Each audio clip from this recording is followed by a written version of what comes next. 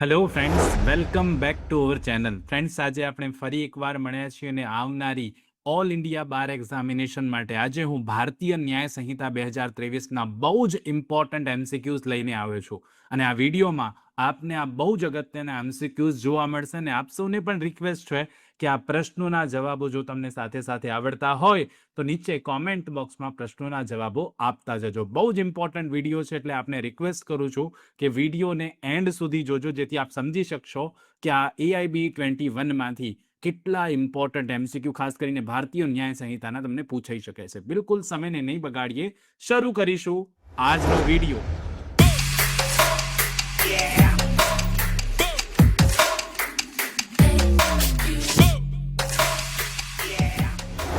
સૌથી પહેલો ક્વેશ્ચન છે ભારતીય ન્યાય સંહિતાનો કે ભારતીય ન્યાય સંહિતા 2023માં કુલ કેટલી કલમો આપવામાં આવેલી છે. તમને ઓપ્શન એ આપ્યો કલમ 356, 358, 352 કે 511. ફ્રેન્ડ્સ, આ બહુ બેઝિક ક્વેશ્ચન છે, બની શકે ન પણ પૂછાય.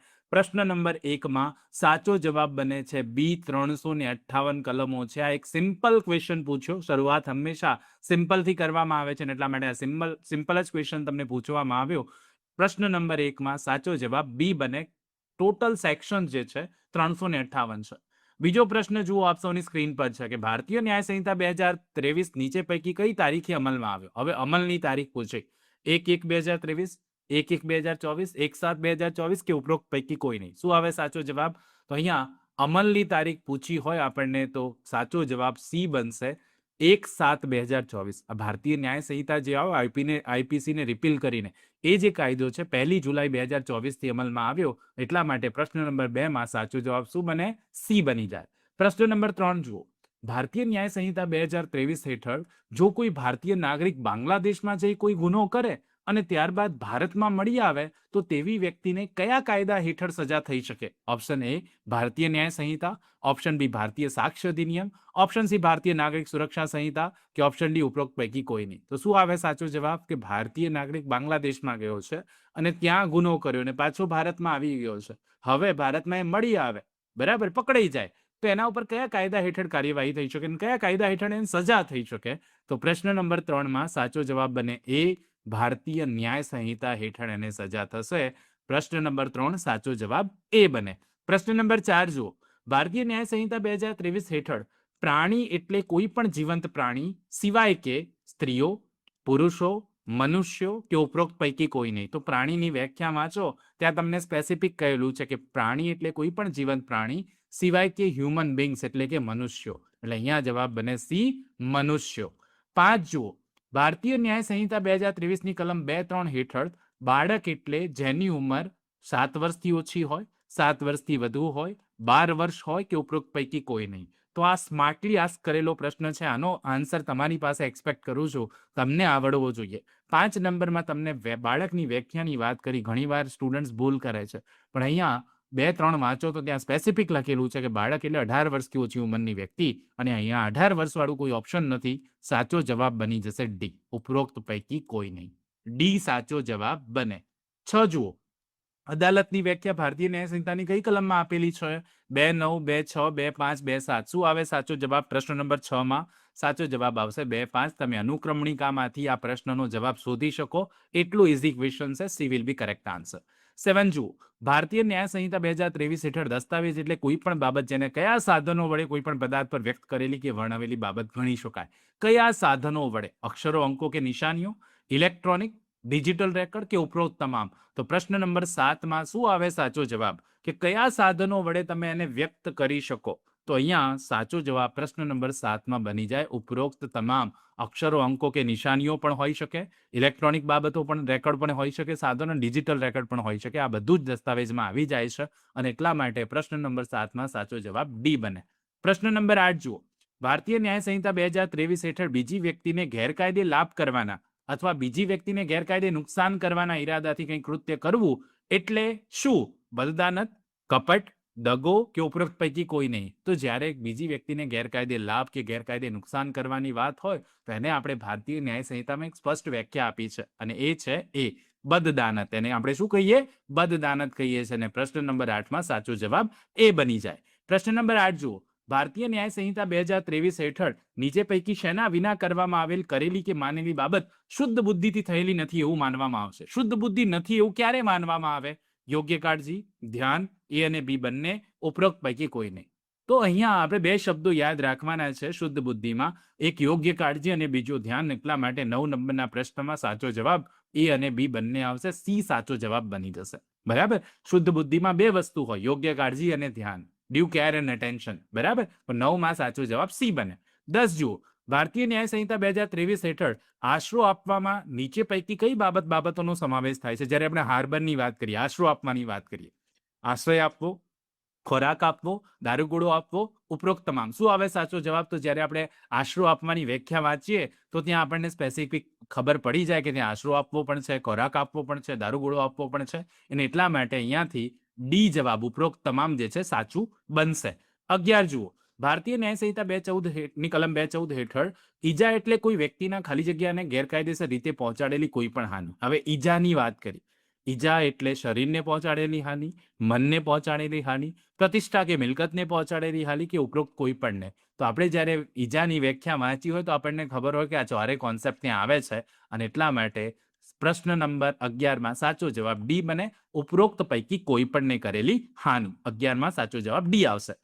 સનદ માટેની પરીક્ષા એટલે ઓલ ઇન્ડિયા બાર એક્ઝામિનેશન માટે પુનહલ લો હાઉસ દ્વારા બેરેક્સનો નવો સેટ બહાર પાડવામાં આવેલ છે. તમામ બેરેક્સ બાર કાઉન્સિલ ઓફ ઇન્ડિયાની ગાઈડલાઇન્સ મુજબના હોવાથી પરીક્ષા ખંડમાં સાથે રાખી શકાશે અને તમામ બેરેક્સ ગુજરાતી તથા અંગ્રેજી એક સાથે એટલે દ્વિભાષી સ્વરૂપે આવશે. આ સેટમાં આપને બેરેક્સ ઉપરાંત પ્રીવિયસ પેપર સોલ્યુશનની બુક પણ સાથે મળશે. ભવિષ્યમાં વકીલાતમાં તથા સિવિલ જજની પરીક્ષામાં પણ આ જ બુક્સ ખૂબ જ ઉપયોગમાં આવશે. બેરેક્સ કોમ્બો સેટમાં તેમજ છૂટક પણ મળી શકશે તથા વ્યાજબી ડિસ્કાઉન્ટ સાથે ફ્રી હોમ ડિલિવરી પણ કરી આપવામાં આવશે. વધુ માહિતી કે ઓર્ડર કરવા માટે સંપર્ક કરો પુનહલ લો હાઉસ 9825986757 www.punhalllawhouse.com. 12 જુઓ, ભારતીય ન્યાય સંહિતા 2023 હેઠળ ગેરકાયદેસર શબ્દ નીચે પૈકી કેવા કૃત્યોને લાગુ પડે છે? જે કૃત્યો ગુનો હોય, કાયદાથી મના કરવામાં આવેલું હોય, જે કૃત્ય દીવાની રાહે પગલું લેવાનું કારણ મળતું હોય કે ઉપરોક્ત તમામ. તો આ પણ ગેરકાયદેસર ઇલીગલ શબ્દની વ્યાખ્યા વાગો તમને ખબર પડી જશે કે ક્યાં પર્ટિક્યુલરલી કૃત્ય ગુનો હોય એની પણ વાત છે, કાયદાથી મનાઈ કરવામાં આવેલી એવા કૃત્યની પણ વાત છે, દીવાની રાહે પગલું મળી શકે એવા કૃત્યની વાત છે. આ બધું ગેરકાયદેસરમાં આવે અને એટલા માટે 12 નંબરના પ્રશ્નમાં કરેક્ટ આન્સર શું બને? ડી બની જાય. સાચો જવાબ ડી છે, ઉપરોક્ત તમામ. 13 જુઓ, ભારતીય ન્યાય સંહિતા 2023 હેઠળ કોઈ મિલકત જ્યારે કોઈ વ્યક્તિ થકી તેના ખાલી જગ્યાના કબજામાં હોય ત્યારે આ સંહિતાના અર્થ મુજબ તે મિલકત તે વ્યક્તિના કબજામાં છે એવું ગણાય. સ્પેસિફિક લગ્ન સાથી, કારકુન, નોકર, ઉપરોક્ત પૈકી કોઈ પણ. તો જ્યારે કોઈના થકી કોઈની પાસે કબજામાં મિલકત જાય છે તો એની જ ગણવામાં આવશે. ત્યાં 3 કોન્સેપ્ટ આપણે જોયા હતા.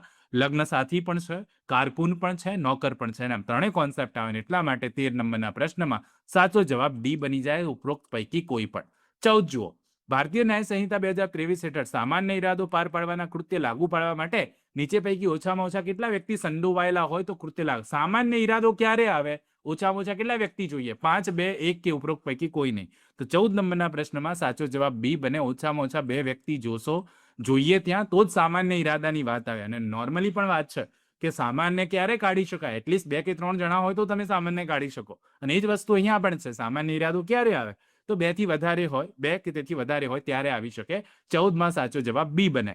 15 જુઓ, ભારતીય ન્યાય સંહિતા 2023 ની કલમ 3.5 હેઠળ સંયુક્ત જવાબદારી લાગુ પાડવા માટે ફરિયાદ પક્ષે શું સાબિત કરવું પડે? સંયુક્ત જવાબદારી લાગુ પાડવી છે કે 2 આરોપીઓ સાથે મળીને ગુનો કર્યો હતો તો તમારે શું સાબિત કરવું પડે? ઈરાદો, સમાન ઈરાદો, એક જ ઈરાદો કે સામાન્ય ઈરાદો? તો 15 નંબરના પ્રશ્નમાં 3.5 વાંચો તો તમને ખબર પડી જશે. ત્યાં સ્પેસિફિક કહ્યું છે કે આ સામાન્ય ઈરાદાની વાત છે. તમારે સામાન્ય ઈરાદો સાબિત કરવો પડે. 15 માં સાચો જવાબ ડી બને. 16 જુઓ, ભારતીય ન્યાય સંહિતા કલમ 4 હેઠળ કુલ કેટલા પ્રકારની સજાઓનું વર્ણન છે? બહુ સ્પેસિફિક પ્રશ્ન છે. કેટલી સજાઓનું વર્ણન છે? 5, 6, 7 કે 8? તો હવે એક નવી સજા એડ થઈ છે કોમ્યુનિટી સર્વિસની. 16 નંબરના પ્રશ્નમાં સાચો જવાબ બી બને. ટોટલ 6 પ્રકારની સજાઓ છે. બી will be correct answer. Most important MCQ છે. 6 પ્રકારની સજા.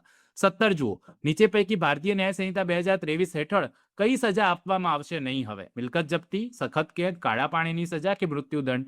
તો તો મિલકત જપ્તી તો હજુ પણ છે, સખત કેદ હજુ પણ છે, મૃત્યુદંડ હજુ પણ છે, પણ કાળા પાણીની સજા હવે નથી ને એટલે સાચો જવાબ સી બને. 18 જુઓ, નીચે પૈકી કઈ સત્તા ઓથોરિટી સજામાં ઘટાડો કરી શકે? કોણ સજામાં ઘટાડો કરી શકે?